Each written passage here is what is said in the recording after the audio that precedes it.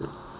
In this example, we want to find the electrical current. Calculate the current in an electric toaster if it takes 9.0 times 10 to the power of 2 coulomb of charge to toast 2 slices of bread in 1.5 minutes.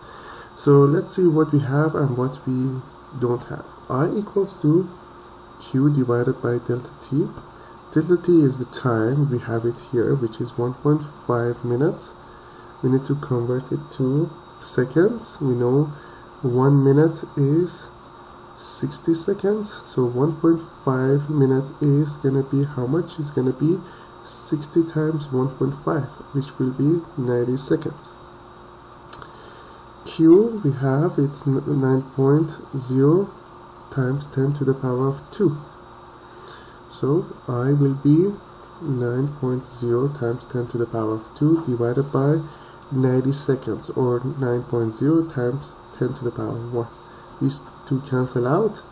10 to the power of 2 divided by 10 to the power of 1 is going to be 10 to the power of 1 ampere. So it's going to be 1 times 10 to the power of 1 ampere. So that's going to be the electrical current in a toaster.